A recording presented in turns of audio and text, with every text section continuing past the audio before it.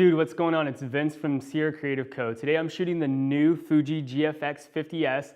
I finally got it in the studio. I was exclusively shooting the 5DSR and the 5D Mark IV, and I ended up selling off my 5DSR so that I can bring this into the studio. I really wanted to focus on my headshot photography and commercial photography, which this is really what a medium format camera is best at. And so I'm gonna put it through its paces today. I'm taking headshots with my buddy Nick today, and we're gonna see how it goes. I'm gonna put the camera through all of the things that it touts, and we're gonna see what happens. And then we're gonna go into Lightroom, and we're gonna edit some of those images. We're gonna look at them in RAW, and look at them from out of camera, right into Lightroom, right out into print, and into the interwebs, if that makes sense.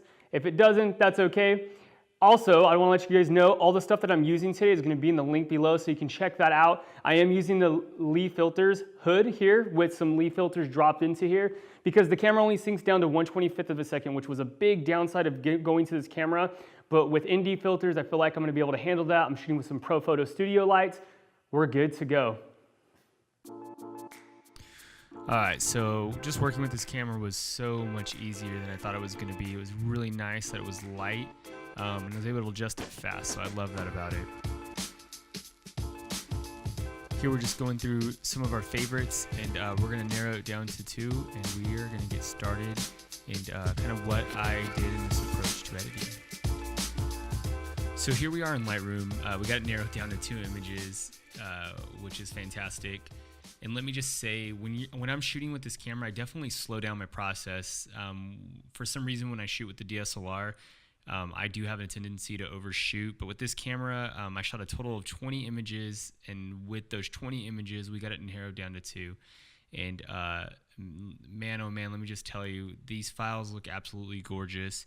Of course, the 50 megapixels is going to make a big difference in resolution, but they are very sharp images as well. The detail is great. The color rendition, this is raw. I've done nothing to the files at all. When I imported them in, there was no presets or looks applied to them when I brought them into Lightroom. So this is just straight raw what you're looking at.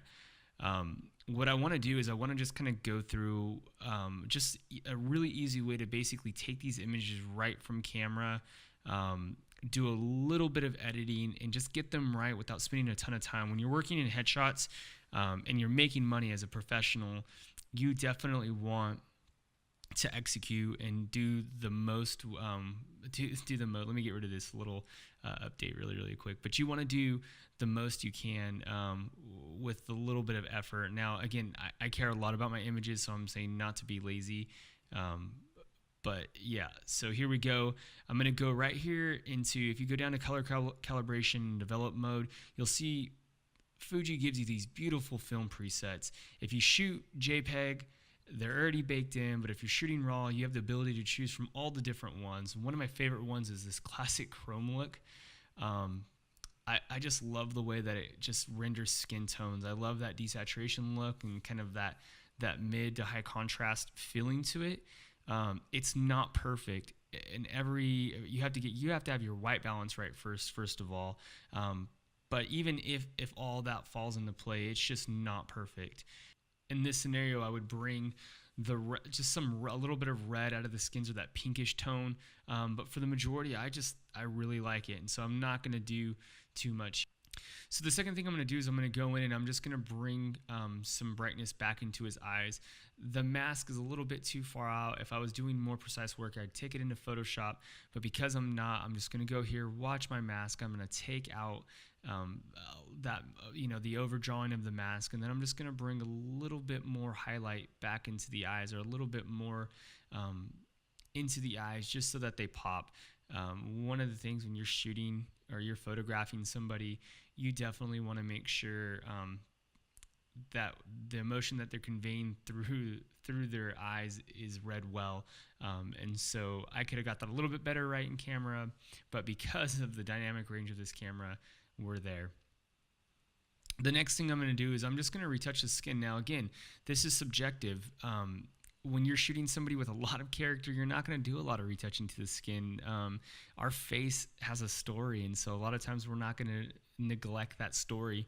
But here he's going to be using this for his professional profile on LinkedIn. Maybe he's Match.com. I'm not sure. He might use it on Match.com. But we're just going to clean up his skin a little bit. Give him the benefit of the doubt and just and clean it up.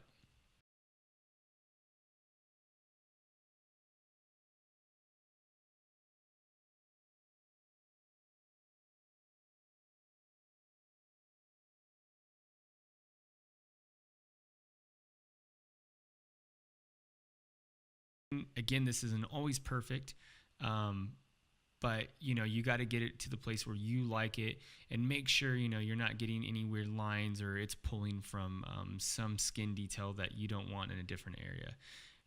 But for the most part, there's no reason to go into Photoshop. I mean, right off the bat, this looks 1,000 times better.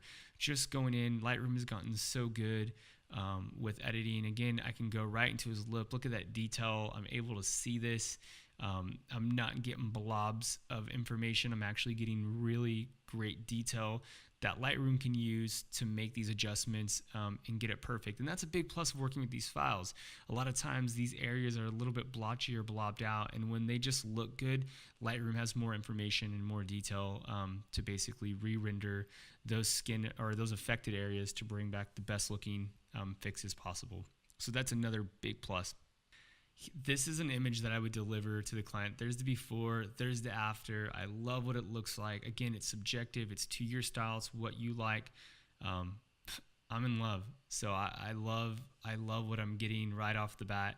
And I'm not too worried about taking this into Photoshop at this point. Now, if I'm going to print it, I might do that. But wow, it just looks fantastic. Now, the second image that we did choose, or the second look, was something a little bit more fun, not so serious. And I wanted to kind of do that diptych thing where I kind of get a more stoic side to him, because he is a school psychologist and he has a lot of thought. But I also wanted this fun image. Now, I did get a little bit dark in his eyes, and because of his glasses, there was some shadow casting. So I'm going to go in and I'm going to adjust that. But all that detail's there.